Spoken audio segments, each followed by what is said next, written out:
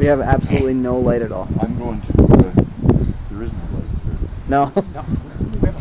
You want me to do it over here? Underneath the, yeah. As long as you just get Jennifer, not me. That's been my focus all day. So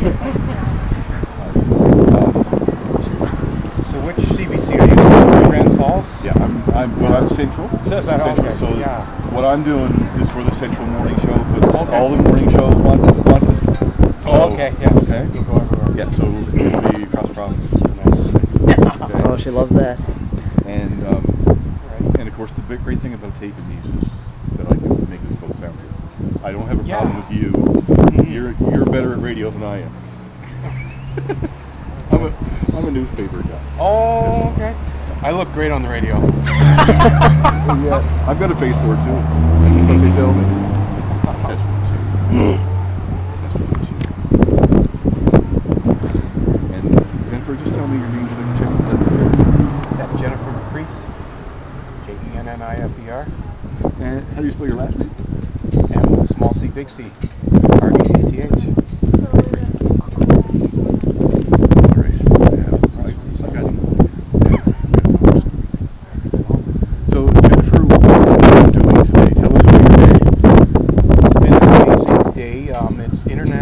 Transgender Day of Remembrance, technically tomorrow, but it's evolved to a week-long event slash, I don't know what we call it, entity.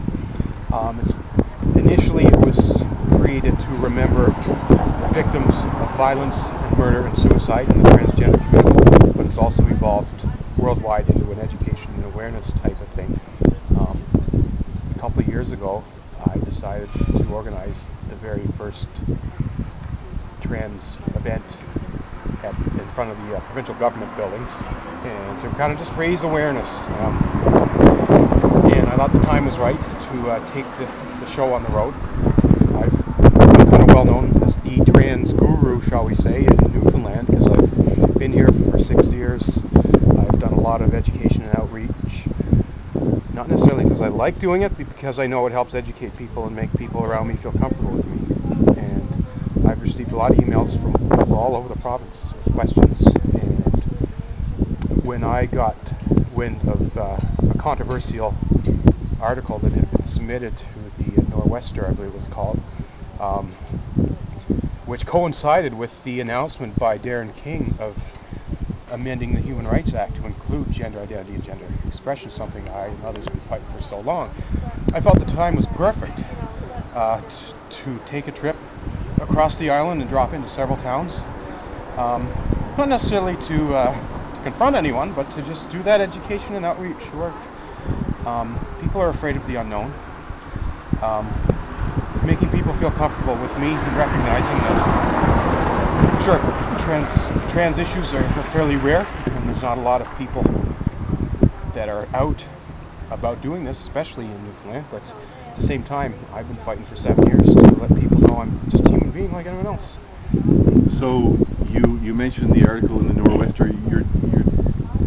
You've just come to Grand Falls-Windsor from an event in Springdale. Tell us how that went. I was extremely pleased with the reception we got, first of all, from the City Council in the town of Springdale. I wrote them with very little notice saying I'd like to come and do an event in your town, and they said, "We'd love to have you. You can have access to anything you need, you tell us." Unfortunately, the only thing they couldn't do was provide us a council member, but it was last minute. But there was very little time to do the outreach and to let people know this event was happening, and we were thrilled to see probably 8 or 9 people walk through the door, curious to, I guess, listen and learn. Your daughter is attempting to reach you on your cellular device. Your daughter is attempting to reach you. There were people with daughters there. I'm sorry about that. I knew in advance that one guidance counselor from one of the high schools there was going to come, but I was pleasantly surprised to see, I believe, 3 or 4 people from the education system there, all who have worked with LGBT students. There were parents and friends of LGBT people, and there are just some curious people. I think ultimately myself and my amazing team, my entourage, if you will, we presented a trans man, a trans woman, and a trans ally. And we did a mixture of Trans 101 as well as telling some personal stories. And we did do due diligence on the Trans Day of Remembrance stuff. It was a real education outreach. I'd like to think we left leaving good impressions. They all said we'd love to have you all come back, and as did Gander earlier in the day. Had a meeting with the councillor there who said, I want you to come in and meet the whole council. So it's a lot. It's nice to know that everyone's entitled to make statements and write in the newspaper what's socially acceptable, what's morally acceptable. I guess my biggest concern is to find out, and there's also a difference between opinion and hate discrimination. I mean, this pastor probably has very limited information about what transgender issues are, and has probably never met a transgender person. I'm disappointed the pastor didn't come out and take advantage of the opportunity to meet me and say, you know what, if I sit down and have coffee with Jennifer for 20 minutes, that pastor might walk away saying, you know, Jennifer's a pretty cool person. How do you find attitudes, or are attitudes changing, you say, in the past 7 years since you've been? I would say, ironically enough, individuals are generally fine with this. If they aren't telling me to my face. It's the systemic type of challenge, the discrimination. It's going through several job interviews and being always given an excuse why they hired someone else. And it's dealing with government policies that haven't caught up with the times, especially healthcare. These problems with transgender health are probably 40 years out of date. It's kind of step up. So, what does it do to your cause when these articles are made public or published, like the one in the newspaper in Springdale? I think if you asked me this question 10 years ago, I would have said it's a serious concern. But I couldn't do this long. There seems to be a lot of outcry and objection, and people with those types of opinions are now a significant minority. And the outcry and the outreach, I see it as a positive. I've done a lot of work for St. John's. Maybe it's time to go to Springdale. Someone said, Jennifer, why don't you come to Grand Falls? There's a lot of trans people here, but they're probably afraid to actually this on their own. So that's why I'm here. If nobody comes, I'm fine with that too. We know, people know we've been here, and we'll document this experience, and maybe next year we'll get more people. Do you ever feel personal pressure because you are the poster child of transgender Newfoundland? In some ways, yes. In some ways, no. I mean, I've undertaken a very public journey because I feel that the education and awareness piece is acceptable. Recognize that while I open doors for myself, I may open doors for others. I guess one caveat I always throw out is every transition, every trans person is going to be slightly different. So don't necessarily judge all trans people based on what you see or hear from me. There's some in the trans community that love me and think I'm doing great work. There's others that would say absolutely not. Jennifer's doing us harm.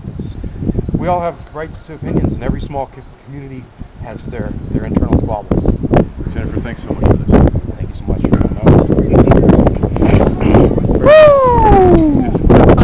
I'm sorry that my daughter called in the middle No, of that was fine. Really appreciate it. That was awesome. Yeah. And I'm going to edit my daughter calling out. Oh, absolutely. So I'm gonna give her a shout now, if you don't mind. Okay. I'll just be a second. Where's the newspaper guy? Does he just wants pictures. Photos from Yeah. the I'm Jennifer from St. John's, Newfoundland.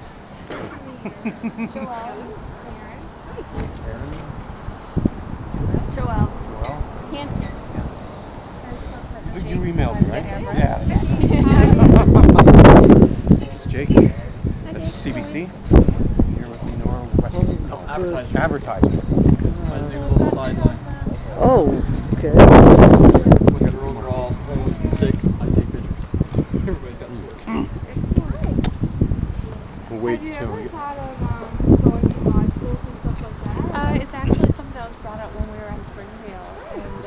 Yeah, they took our information up there to get us to come back in. We did something that was a little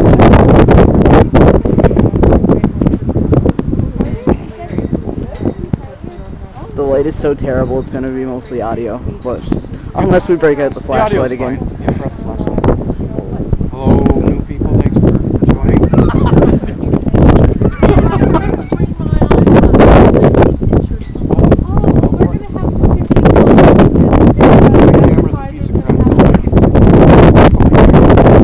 You just had it on your back. But I've got some programs here if anyone would like to have one. And basically they are talking about what the Trans Day of Remembrance is and why it's important. Has a little Let's do a test. there's also a petition, a test on the back, which is from a gentleman named Christopher Higdon. He was all over. Yeah. Yeah. We might need some more of these. Do you want my gloves? If I can find my car keys, I'll get There's them. a program if you'd like to follow along. $80 to print all those out, so we might as well give them all away. That's right. Running out of programs is good. Yeah, we're really happy to see all of you here today. It's all for a good cause. I mean, it's such a lovely day. I'm sure you all would prefer to be at the beach relaxing. Oh my God. Getting suntan. Maybe we'll get more of those. If the forecast is right, this is the beautiful weather before the storm. So, We're supposed to get rain. yeah, we're supposed to get 60 centimeters of snow here in No, town. So. well, you guys can keep it. I know that Badger and some coach. Wow. When are we going to get 60 centimeters? I don't Tomorrow know. night. Starting tomorrow night. The CBC said tonight we're going on into Thursday and Friday. Snow day. Snow day. So where are you guys representing? Are you coming on behalf of anyone or just for personal interest? Personal interest? Yeah. But it's hard to tell who's It's really good to have strong leaders come out and get educated. They can empower people that they come in contact with. like last year, for example, Gander had got 60 centimeters.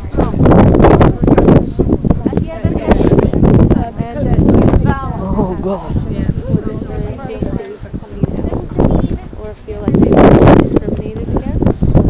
I don't know based on, well, I'm in high school in grade 11, so I know a lot of people are, like my high school is very judgmental, so not a lot of people, it has to do with, they're not educated properly, but I feel like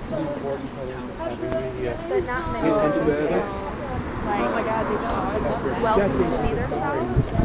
Either that or it's Jerry Springer and you're all freaks. And do you think that if people were to like meet a trans person like face to face who's an adult and doing well in the community, they might Well, just a normal change their minds person. a little bit? Yeah.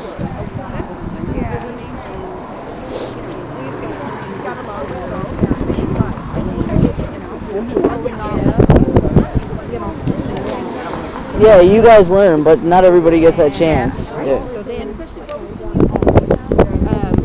I have another friend who's transgender and just met that person this year. He's been asking for it. Who don't have a program yet? It's changed everybody, just that one conversation. Yeah, that's all it takes. That's all it takes. It's like when we met everyone up there. Yeah, it's like, oh my God, you're actually normal. You know.